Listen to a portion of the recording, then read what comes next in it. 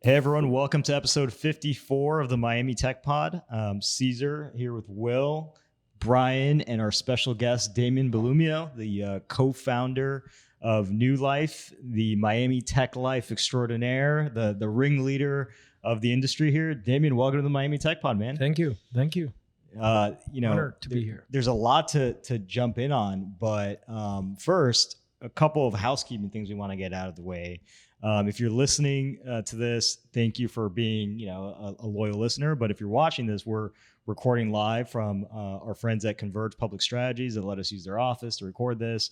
But also, we're recording with Will Weinrob in the flesh. He's been super busy building on-chain studios, like a world-changing NFT company. But Will, it's good to have you here in person, man. Yeah, man, I'm really excited. I just bought a unit in Edgewater right down the street. Boom. So if this is where we're going to be recording future episodes, we'll do a lot more in person, for sure. Wait, is this Will's first in-person appearance on the pod? Well, we did the episode with Delian from Founders Fund, right? But you had to leave. I was behind, so right? You I weren't, had to leave in you the weren't middle. actually in front of the camera. Well, then that was our producer Brian's first in-person shoot. Right. So I was helping Brian Right. get set up. I left in the middle, but so Right. this is technically my first Okay. as a co-host official. Well, it only took 54 episodes. Yeah. So. Hey, Yeah. Well, we're honored. here though. I'm honored. Yeah, man. Damian, So we're going to tell talk us a little bit psychedelics about, or what? Yeah, let's do it. So tell the listeners a little bit about Nue Life, the company. But also after that, we want to go back memory lane and hear, because this is not your first venture here in Miami, and we want to understand your journey in entrepreneurship and startups here in the city. Yeah. Well, so maybe I start the other way and then Yeah, let's actually do it. Nue Life is a beneficiary of all the crazy shit that I did for almost, over 2 decades. So I started working in tech in Miami in 1998 or 99. I used to work at Barclays Capital, investment banking, and I was an intern. And the summer that I got hired to go work in New York, that's the summer that Miami blew up with tech companies. Yeah. That was every billboard was LATAM tech, Derramate, Fiera, Mercado Libre. So I started interning for Alec Oxenford, who since became one of the top entrepreneurs in Latin America, in the world even. And he had Derramate, so I started working for him that summer. And when I saw what they were doing, which was essentially they had, raised maybe like $60 million on a PowerPoint, and they were just buying companies left and right. So I went to my boss at Barclays and said, I think we could start advising these guys. And he's like, well, I'm not leaving my job. I mean, he was the managing director of Barclays. Mm-hmm. So basically he said, well, after work, I'll go with you. So long story short, that turned into Broadspan Capital, which 20 some years later I still own. That was my first company I started. And I quit my job in Barclays before even starting. And it was my dream. Yeah, my girlfriend left me, it was all, because all the plans was to go to, New York. That was what you did in the 90s. So that was my first thing. And we started advising tech companies. And thankfully, the chairman of Barclays retires, buys part of our bank, and right when the bubble burst. So we were able to start advising other sectors. And again, to this day, I'm still a shareholder of Broadspan. And actually, Broadspan was a play on Broadview. Broadview was the largest M&A bank of tech back then. So that's when I started. And just quickly after that, I went to work with Manny and Melissa. Manny Medina and then Melissa Medina was her first job was to work for me when I worked there. And that was a crazy 4 or 5 years. I joined Terramark when we were, I think we were burning like $3 million a month. And we had a penny stock, and we had an empty data center in Miami. That was right by the Miami Arena in that area, right? Yeah. Right there. Our key, clients were telcos and companies that were all bankrupt, and that was an adventure. Definitely I learned from Manny how to never give up. And in those 4 or 5 years I was there, I was running finance. I raised about 200 plus million. We do the secondary offering, which is effectively our IPO, because the company became public in a reverse merger. So So we did that. I raised every type of debt, financial instrument you could think of. We did, convertible debts. We did pipes. We did, equity offerings. And I got to do a bunch of acquisitions and really learn how to run a large company that had the complexities. Number one, we had a lot of top secret government contracts, so that was fun in itself. We we're operating really large data centers in international places that required a lot of capital and a lot of OpEx before you even became revenue generating. I mean, So it was you were like interesting. thrown into the deep end of the pool at age 20, right? On all this, like, I was late 20s, Yeah. but I loved it. I mean, Yeah. I it was really what I was made of, and yeah. So after that, pretty much my story is every time things get like normal, I get bored. So at that point, when Terma was already in cruise control, and that was remember the MySpace days. I opened a music studio in Miami, and a lot of the early reggaeton artists came and recorded there, and Pitbull and many other people. And What was the name of the studio? basically, the studio didn't have a name. It was Oh, okay, I got ours. it. We started at my friend's house, and then we put it in an office. But with that, I basically started the MySpace of Latin America. And the site was called El Hood. I don't know if you guys know that. What up? And we were the largest reggaeton community in Puerto Rico that back then.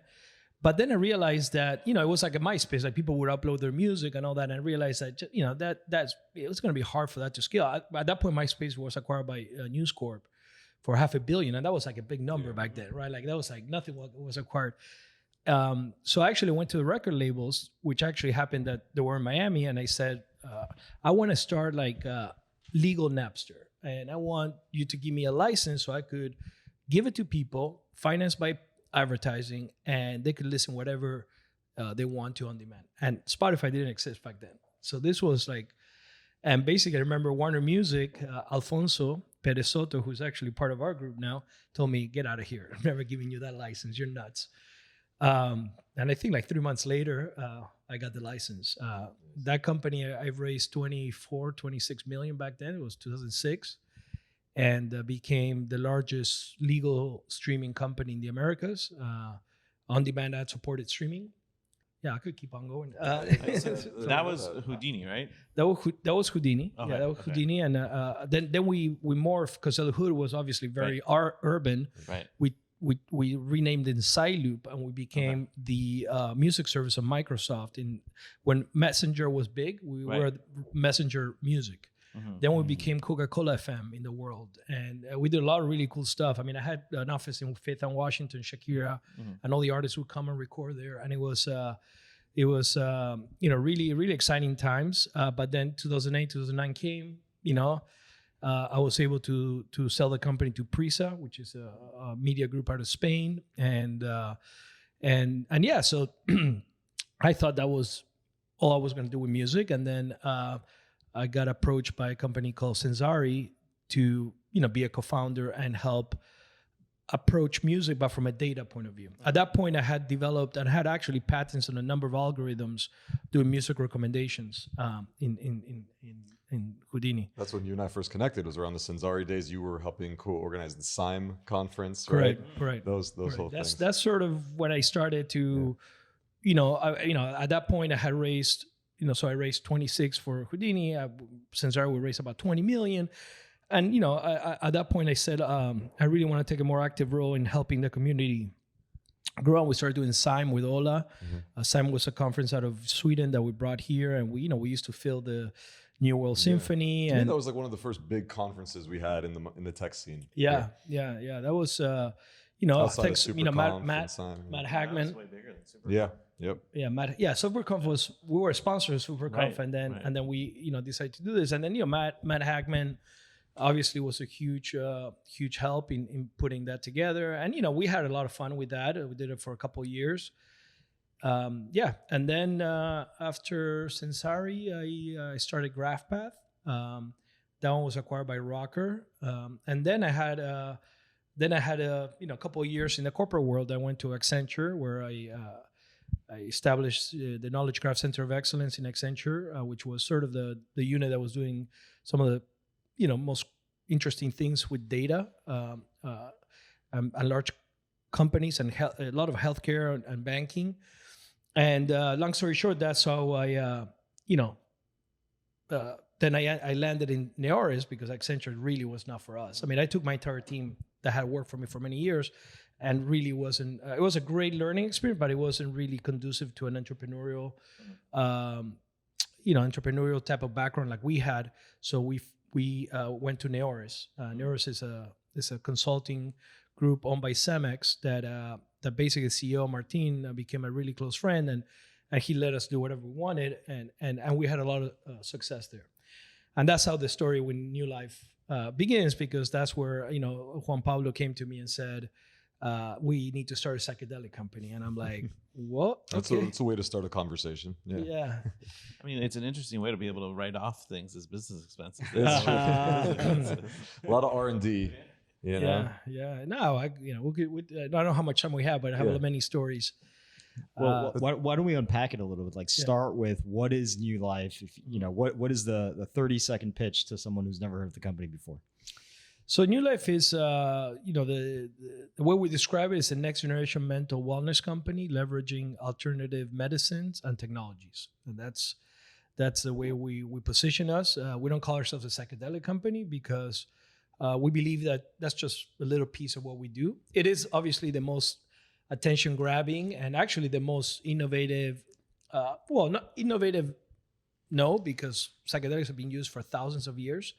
But obviously within the sort of modern healthcare world, it is. You're having a moment right now. It is having a moment. Yeah, back when we started, really, really, it wasn't like today, right? Like what's happened over the last year has been incredible. It's like on Time Magazine, right, or something, like the new. It's been everywhere. I actually, it was Time or Life magazine. One of those, It wasn't Life magazine. I think Life was a big magazine in the 1950s. So like it's been something that we've known for many years. The problem is when by the way, anybody wants to learn about the industry, best book to read is How to Change Your Mind by Michael Pollan, which basically takes you on a journey of everything that happened. So the movement of today, has a renaissance, but it all started decades ago, and as I said, thousands of years ago.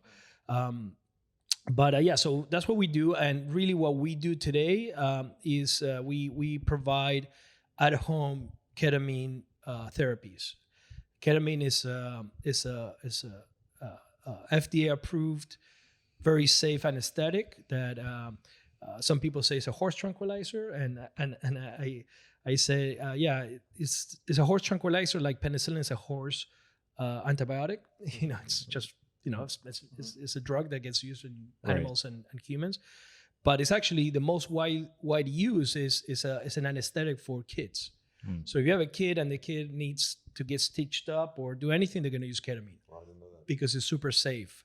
And it has some really powerful ways of working with the brain chemistry and physiology. So it's the fastest acting antidepressant in the market. And then it has a couple properties that are very important for healing, healing trauma and healing, basically our patients have depression, PTSD, anxiety. So what it does, it in essence resets the brain. It shuts down part of the brain called the default mode network, which is associated with anxiety and the ego. And it's the part of the brain that creates the chatter that people talk about when someone has anxiety, that negative loop. Right. So it shuts that down physically, and it then creates neuroplasticity, which is sort of a general activation of the brain. And that and a couple of other things lead to, for us, we're already proven in 25,000 sessions or experiences that we delivered already, that someone that has treatment-resistant depression, which means someone that tried 2 or more antidepressants without success, which is actually means that a third or fourth is probably not going to work as well. So it's someone that really doesn't have that many options today. For for 70% of that population, we have proven that we could reduce depression and anxiety from severe to mild, and that is that is big. Yeah, and we do that in six experiences, which basically is about a month. Got it. And from a regulatory perspective, because it's a highly regulated industry, you're talking controlled substances, like medical scope of practices, all of that. Are you all able, like, what's the role in the physician in the company, and are you all able to scale quickly because of the clinical trial laws and giving you that space to be able to, or like unpack that for us? How is that structured? So obviously, when we started the company with JP and Juan Pablo, all of you know him. He's a lawyer. He's very versed on psychedelics because his grandma had him do his first San Pedro ceremony at 14, so 40 years ago. Wow. In the Atacama Desert in Chile. So he's been around plant medicine for a long time. I personally have been around psychedelics for 30 years as well. And through him, plant medicine for a number of years. But, obviously doing a medical service, a whole different story. So when I started researching and how we do this, I had a vision of how to do it, which, I wanted to do a highly scalable business. And, as I was reading everything that was required, obviously we need to have a chief medical officer, and we had to have, the doctors, and we had to have relationship with the primary care providers, which we as a company not owned by doctors, we cannot own the medical practices, and they need to be owned separately by physicians or doctors. So what happened was that I went to the studio that I mentioned. It all goes back to the studio. It goes back. I went to the studio to meet with my friend because a member of MTL wanted to record, and I said, I have a studio. Why don't we go on a Sunday? And I went, and I was chit chatting with my friend, and I told him what I'm doing. He's like, hey, I just shot film for a ketamine project that I think is like what you're telling me. So I go, put me in contact. So I met the founder, who's a doctor, Zane, and over dinner we acquired his company, and he became really the missing link. He started as a physical ketamine clinic that during COVID morphed to at home, and he has sort of put all the pieces together. But he was a doctor, never started a company, so he always benefited from our expertise in being able to really take that and make it scalable. And we also benefited from seeing how it worked from someone that had done it and had done it very well from a legal and medical point of view and all that. So it was a match made in heaven. And because of that, we were able to consummate the transaction in March.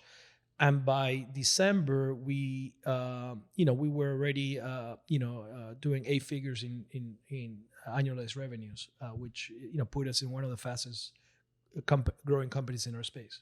I'd love to dive in a little bit more to the psychedelics in general and this whole movement that it's happening, because there's a lot of stigma obviously behind it, right? A lot of people that hear it, they hear about this wave of psychedelics and basically taking drugs, right? It's not like that at all. This is becoming a very legitimized industry. There's a lot of you have a lot of incredible investors, by the way, some A-list investors in the tech industry that invested in Nue Life.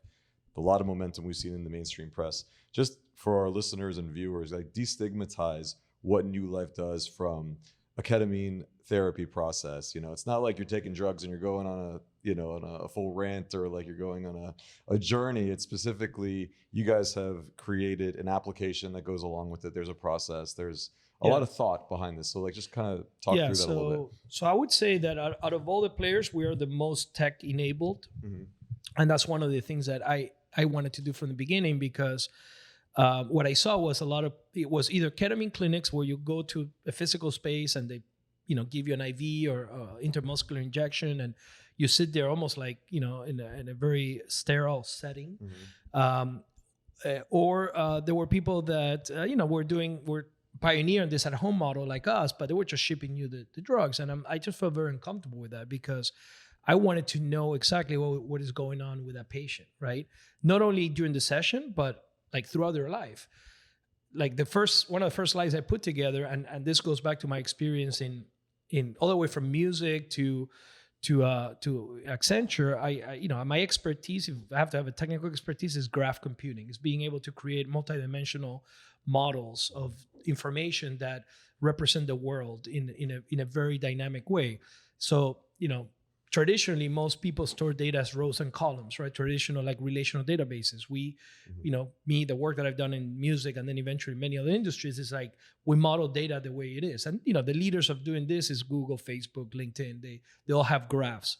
So I wanted to create a graph of a patient because although I wasn't an expert in sort of mental health, it just made sense that if you just focus on the mind, then you're missing 99% of a person, right? Like the physical aspects, the lifestyle aspects, through personal experience and all that. I knew that it was beyond that. So that's why we don't call ourselves a psychedelic company. We call ourselves an exercise mental wellness company because we really are looking at the person as a whole. So going back to technology, we built. Again, we literally did what I think is Reid Hoffman says, like, startup is like you jump off a cliff and you're sort of building the engine as, you're sort of falling. So we were doing sort of like that. We had the legacy business that we acquired, which we used to learn how to scale the revenues and deliver, things at a more operational efficient way. And at the same time, we were building technology to fix all the problems that company had. So it was actually a great situation to be in, and what we did is basically built an entire proprietary platform for really support the vision of Nue Life, and that is from an app that we put in the hands of our patients, which actually includes a fully licensed music service. There you go. It's all coming together. So when I read, there's a paper called "The Hidden Therapist" from Imperial College that actually speaks about the power of music during a psychedelic session. I loved it. I said, that's what I'm going to do. So I actually called my buddies at Pandora and Spotify that I'd known from my music days. And I said, you guys have to help me build this. So we built a really, really cool engine to be able to create playlists very efficiently through millions of songs that are specially curated for an intention, right? Because that was I saw that as a big stressor, right? If you have deep anxiety, deep depression, you're paying, a therapy that costs from $1,200 to $3,000, and then I tell you go to Spotify and find a playlist, that is like what, Right. So we like, in our app you Weird say friction that it's and stress, right? And it's like, what about if that music doesn't work for me? And what music should I on put? Spotify? It'll be like relaxation music. Also, basically, it'll say like- something. It's not very specific on right. No one wants to, be listening to some ad during the middle of and you have to have a premium version. Right. But actually it goes more than that. Why was also important for me? It was important because if I give you the music, that means you're going to be using my app during the experience. Right. That means I could collect data that then I could, so for example, when you do our app, we measure your heart rate with an Apple Watch and we track all that. We have a voice transcription service. So like, if you press it and you could talk and it transcribes it. So when you do integration, which actually is extremely important, integration is sort of like how you integrate that experience into your life, into insights that potentially might, help you get to the root cause of your problem. If you have to journal when you're in ketamine, just to put in perspective how this works, we ship you, basically our basic protocol is 6 experiences.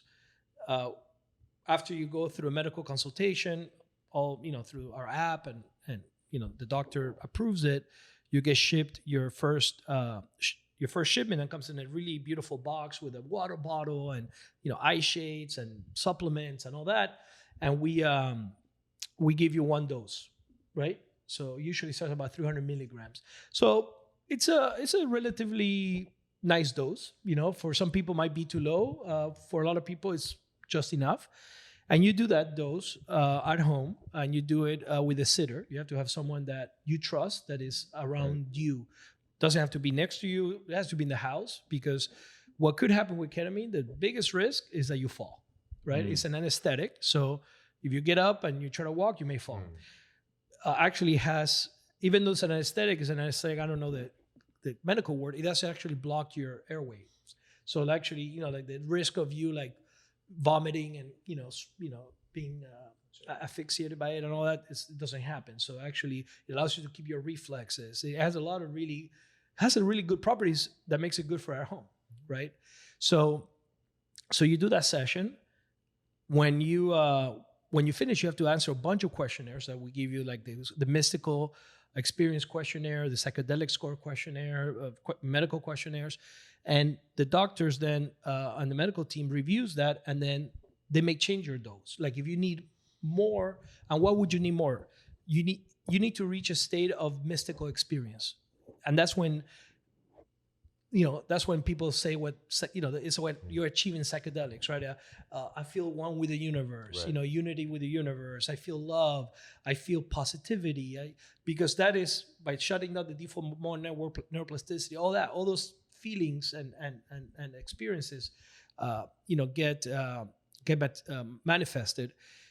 So, but we may have to up your dose a little bit to get there. And so what they do is they may up your dose, they may keep you in the same, they may lower depending on how you your experience was. Then they ship you a second shipment with 2 doses. You do those 2, same thing. You answer questions and all. Then they ship you the last 3. So that process we call it dosage discovery, and it's really good. Number one, to see how compliant the person is with our protocol, because we're really focused on safety and doing things ethically and all that. And also, we want to make sure that we optimize it to the best dosage for you to experience the type of breakthrough that you need. Yeah, there's a lot of there's a lot of testimonials about it. I've never used it, but I'm very much intrigued because I've spoken to a lot of doctors about it, and one in particular here in Miami who I respect very highly. She says it's the most powerful antidepressant she's ever seen in her life, and she's very bullish on ketamine treatments. So. So obviously there are other psychedelics. You have LSD, you have mescaline, Right. you have DMT, you have 5-MeO DMT, you have many others. Right. Tons of stuff happening in pharma for them. MDMA and psilocybin is fast tracked by the FDA. So MAPS, which is the organization that pretty much has supported the research on MDMA, and really has been the reason why I think we're having our moment. We support it. We collaborate with them. We donate it to them. We work with Rick Dublin, who's the founder. Phil Wolfson, we added him to our advisory company. Phil Wolfson wrote the Ketamine Papers, which is the most important book on ketamine therapy. He's the elder of the space, and he's been collaborating with us for a while. Almost all our team goes to train with him. He's the founder of the Ketamine Foundation. So ketamine is very powerful, and my personal opinion why I like it as in the mode that we deliver it is it's very consistent, right? Like you could continue where you left off in the last session. If you experience, shrooms, they may be very different every time, right? Obviously, when some of these natural compounds get formulated, they may be more consistent, right? But obviously, you have people that only want to take natural, right? And that's it's a very interesting argument. Some of it is ethical, some of it is spiritual. So we actually work with many medicine people, with curanderos. We don't use the word shamans because it actually it's not the right word to use, especially for a Latin American based healing person. It's sort of adopted, but it's very, very interesting. So we go from doctors to neuroscientists to psychiatrists, psychologists to medicine people from different tribes around the world, and it's a very interesting space to be in the middle of. That's awesome, man. Well, congrats on all the success. I mean, it sounds like a truly, transformational company. I want to shift gears a little bit before we wrap here and talk about, your role in Miami tech life. Everyone, you have welcomed hundreds and hundreds and hundreds of people who have moved here in the last 2 years, really been a great connector of people. What, how did that come about, right? Like I want to hear the origin stories of that moment, because I think it's interesting. We all, know the Telegram group, we know the events and all that, but like, what was that moment that said, you know what, I'm going to take this role head on? Yeah, so I got divorced about 3 years ago, so I had time on my hands, and I became a member of a boat club in Rickenbacker, and I had the boat there, and it's like, I have it to be used by people, and this was like a little bit before COVID. And I said, hey, why don't we just start doing like tech gatherings, in the boat? I can't take that many people in some, big boats, but it was like, we could take a dozen people and all that. So it started like that. So I started a chat in WhatsApp I think it was called Miami Tech on the Bay. Mm-hmm. That was the original name. That's when I joined it. That's what it was called. Yeah, Miami Tech on the Bay. So we started, just going, and we came, half a dozen times. And it was really fun. But then COVID hit, right? And hey, so-and-so is here in town. Can you add them to the group? So-and-so is here in town. Can you add them to the group? And then obviously the famous tweet of Francis. Then, all shit broke loose there. Then it was not, just a couple people. It was dozens of people and dozens. And then before we knew it, I found out that that WhatsApp had a limit. I didn't know that 256 or 57 is the limit. 257. So we had to go to Telegram. Does anyone know why that number was? It's random, right? No clue. Just Mark Zuckerberg knows, and nobody else. It was probably before him. Yeah, probably the founders of WhatsApp. Right. So when we moved to Telegram, so today, just for those who don't know, we have a main channel which is 1,100 people, but we also have like 20 other channels. And then what started happening is, Adriana says, hey, why don't we do a cycling group? And someone else, why don't we do a foodies? Why don't we do a deal flow, a real estate, a parenting? So we, 20 plus channels later, as that was going on, I said, we can't call this Miami Tech on the Bay anymore. So I said, what do we call it? And that was sort of really what I wanted to really make this about. It wasn't just a business type of thing. That's why I call it Miami Tech Life, because I wanted to really, really capture the reason that we all love this place, right? Because we love living here. Yep. And everything that I saw in all the channels was all the things that make Miami great. So yeah, that's how it started. And this year it's going to be an important year, because a lot of companies started wanting to sponsor things, and they're like, well, but I can't give you the money, like. So I created a public benefit company. I thought about doing a nonprofit, but after talking to people like you, they're like, it's too much headache. Right. So I said, look, I'm just going to create a public benefit company, and then we'll be announcing our first funding sponsors, awesome. All people, and really the money that we raise is to do more events. And even right now I have the idea of, I was talking to Chris from Letterhead about creating some, new ways of narrating what's going on with the community that is complementary to other things. Refresh is doing many things, but just things that, again, go back to this idea of living in Miami and creating, friendships and creating collaborations here. It's interesting. As someone who's like been a community builder for a long time, it never occurred to me to like start a WhatsApp group for everybody. And so like kudos to you to like do that, because what it really did was it broke down the barriers between people. Mm-hmm. And I think what you ended up enabling was a lot of like this permissionless sort of ability to interact with anybody, because everybody was sort of like, their phone numbers were right there in WhatsApp, right? You could text someone, and everyone, the understanding was like, you opted into this bigger group, so you're open to talking to Cesar or Will or whoever, right? And that created so many instant bonds between people. And also the lift for someone to say like, hey, I'm going to, get croquetas at Enriquetas. Who wants to come, right? Like that became this sort of zero friction thing that created tons of little like sort of micro meetups and things like that, So like kudos. Well, I didn't plan it, right? So you created the framework. But that's the thing about it. Things that sometimes take off, you don't really plan it, because if you plan it, probably you would have fucked it up. I only have one thing that I said I'm going to continue to do, which is I'm going to add everybody myself.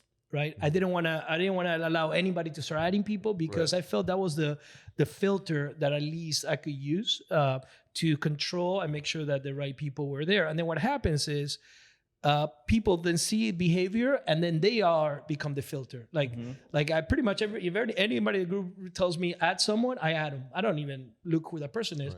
Right. And now we have two people that add, me and Ryan. So Ryan, after a year, Ryan was on the pod. We talked about it. Yeah. After a year, he proven that to be someone that really carries that filter, and obviously a great ambassador. For sure. I think a couple of things that the framework that you created was super special because you created these subgroups based around interests, right? Like the cycling group, right? The basketball group, the deal flow channel. And what that did was, again, if it was one big group and it stayed that way, it's kind of very hard to kind of just find your tribes.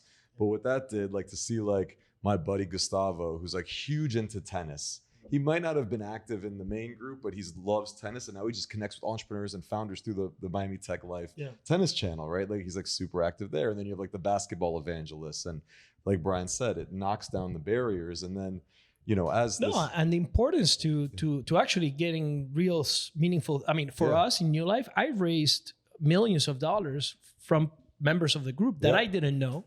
And specifically the cycling group, right? One thing we discussed it with in the Cafecito talk with Francis is airing Monday. Adriana was there. I started a new startup called Pedal Club with someone that is in the group there, and we funded it through members of the writing group. Yeah. And it's because, especially in tech, cycling has become such a thing. So many cyclists are techies, and when you're stuck with someone 5 hours. Every weekend you talk. Yeah. So for example, if you guys want to race from SoftBank, Shu is in our group and every day. So just going right next to him.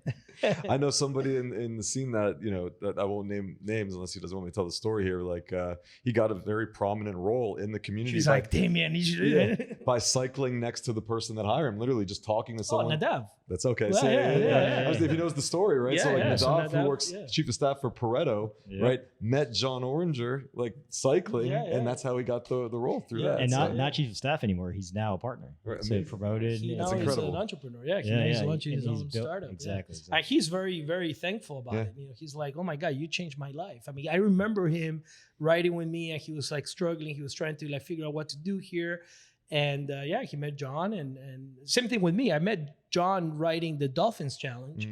And in that first meeting, by the time we were done cycling, he invested in my company. In that first ride. So these type of communities and especially when people bond around interests are super powerful. And that's why it's Miami Tech Life, right? It's about, I'm the number one thing is I want to apologize to everybody because I could do a much better job. I mean, I always kick myself. It's like, come on. Oh my, no, but it's true because you have also a responsibility. Oh my, someone told me to do another group and I didn't do it. Or for example, right now there's 2 groups that are maxed out in WhatsApp and they want to migrate to Telegram. I haven't done it because other people don't want to do it. And I'm like, okay, so what do I do it? Because migrating 300 people, right? Yeah, it's not easy, right? So. Yeah, so there's a lot better. Hopefully, with some funding now, I could get a little bit of staff to be able to do things that I don't have the time for. Damian, thanks so much for coming, man. This was an awesome conversation. We got to do this again, probably on the boat. I mean, if we're being honest, that'd be a nice round 2 of this. But congrats on all the success and thanks for everything that you do for the community, man. Perfect. Thank you. All right, this is episode 54. We'll be with you next week with some more exciting content. So thanks for listening. Take care.